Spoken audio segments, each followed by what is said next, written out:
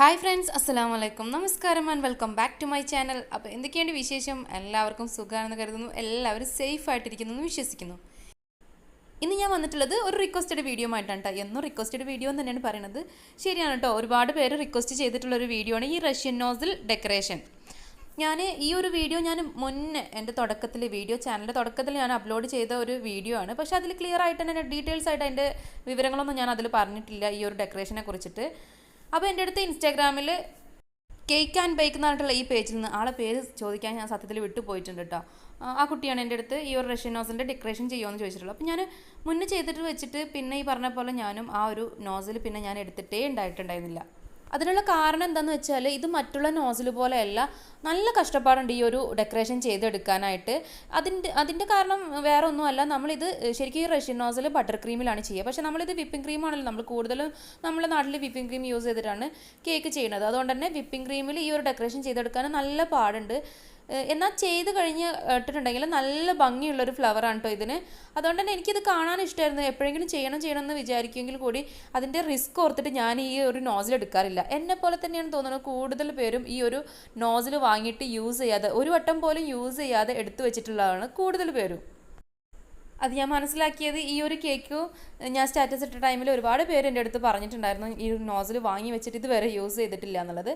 അപ്പോൾ അവർക്കൊക്കെ വേണ്ടിയിട്ടാണ് ഇന്നത്തെ ഈ ഒരു വീഡിയോ ഞാൻ ഡെഡിക്കേറ്റ് ചെയ്യുന്നത്. ഷബ്ന, അതുപോലെ ഹാഷ്മി, ഇനി പേര് പറയാത്ത ഒരുപാട് പേരുണ്ട് കേട്ടോ അതിൽ. അപ്പോൾ നമുക്ക് പെട്ടെന്ന് തന്നെ വീഡിയോയിലോട്ട് കിടക്കാം.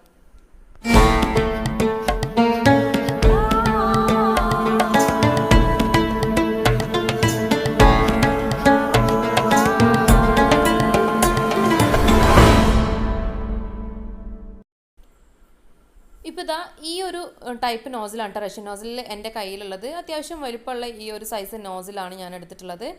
ഇതിൽ തന്നെ പല ഡിസൈനുള്ളത്, റോസിൻ്റെ പെറ്റൽ പോലെ വരുന്നതൊക്കെ ഉണ്ടായിരുന്നു. പക്ഷേ ഞാൻ അതൊന്നും വാങ്ങിയിട്ടുണ്ടായിരുന്നില്ല, ഈ ഒരു ടൈപ്പേ വാങ്ങിയിട്ടുണ്ടായിരുന്നുള്ളൂ. നമ്മൾ ഫസ്റ്റ് ടൈമിലൊക്കെ നോസിൽ വാങ്ങുമല്ലോ, ആ ഒരു ടൈമിൽ വാങ്ങി വെച്ചിട്ടുള്ളതാണ് കേട്ടോ. ഒന്നും അറിയാത്ത ടൈമിൽ വാങ്ങി വെച്ചിട്ടുള്ള നോസിലാണ്. ഇതിൻ്റെ ഒക്കെ ഭംഗി കണ്ടപ്പോൾ ഇങ്ങനെ വാങ്ങി വെച്ചെന്നുള്ളൂ, എന്താണെന്ന് പോലും അറിയുന്നുണ്ടായിരുന്നില്ല അന്ന് ഇതെന്താണെന്നുള്ളത്.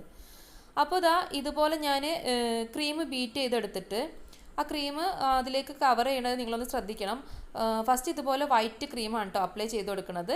അതിൻ്റെ ഉള്ളിലായിട്ടാണ് പിങ്ക് ചെയ്ത് കൊടുക്കാൻ വേണ്ടിയിട്ട്, 2 ഷെയ്ഡ് കിട്ടാൻ വേണ്ടിയിട്ടാണ് ഞാനിങ്ങനെ ചെയ്തിട്ടുള്ളത്. വലിയ പ്രതീക്ഷയിലൊക്കെയാണ് കേട്ടോ ചെയ്യണത്.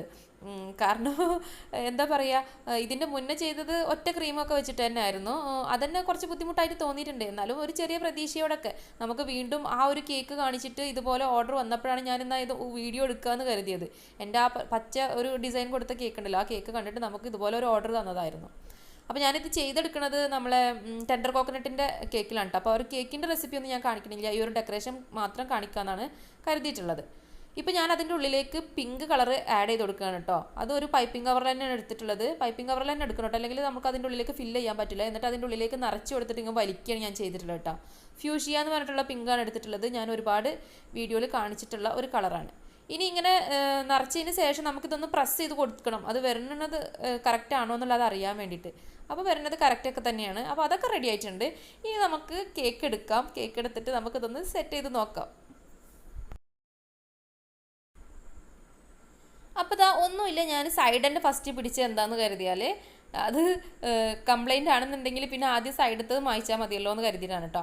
അപ്പോൾ ഒന്നുമില്ല, ജസ്റ്റ് പ്രസ് ചെയ്ത് കൊടുത്തിട്ട് ഇതുപോലെ വലിച്ചു കൊടുക്കട്ടെ, ബാക്കിലേക്കായിട്ട് പ്രസ്സായിട്ട് വലിച്ചു കൊടുക്കുക. ഇപ്പോൾ നിങ്ങൾക്ക് എൻ്റെ ഫ്ലവർ കണ്ടാൽ മനസ്സിലാവും അത് ഞാൻ വരച്ചത് ശരിയായിട്ടില്ല. കാരണം അതൊക്കെ ഇങ്ങനെ ഒരു കൂടിപ്പോയ ഒരു ടൈപ്പിലാണ്, അങ്ങനെയല്ല കേട്ടോ വരേണ്ടത്.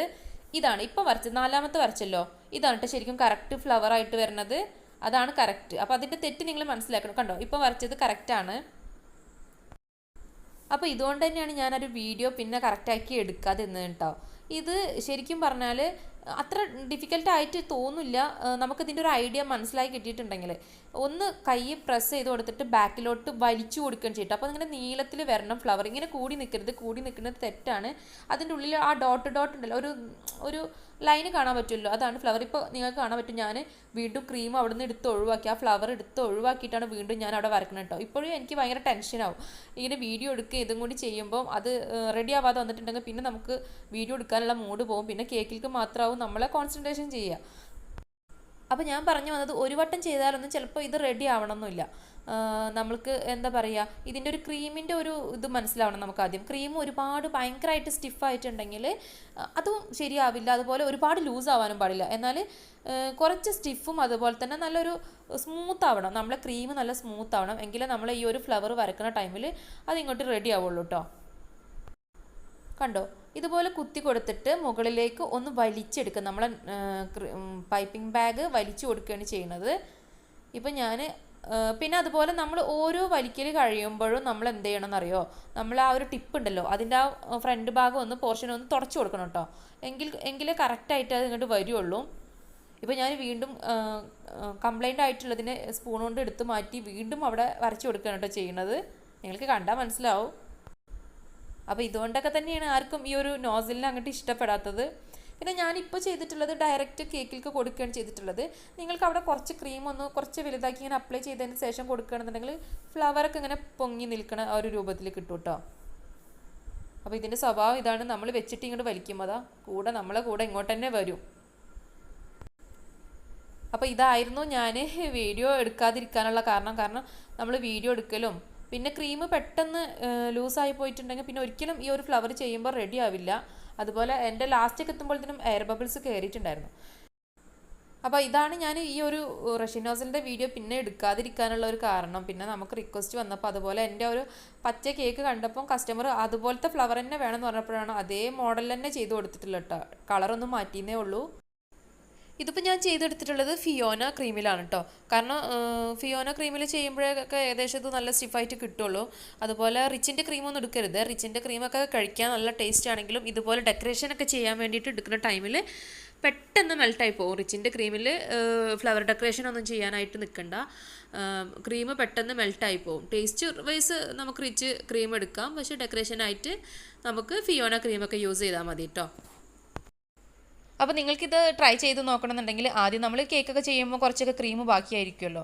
അപ്പോൾ ആ ക്രീം വെച്ചിട്ടൊന്ന് ജസ്റ്റ് ഒരു പ്ലേറ്റിലേക്കോ എന്തിലേക്കെങ്കിലും ഒന്ന് ജസ്റ്റ് ഒന്ന് ട്രൈ ചെയ്ത് നോക്കുക. അതിന് ശേഷം നിങ്ങൾക്ക് ശരിയായി വന്നിട്ടുണ്ടെങ്കിൽ മതി കേട്ടോ കേക്കിലേക്ക് ചെയ്ത് കൊടുക്കാനായിട്ട്.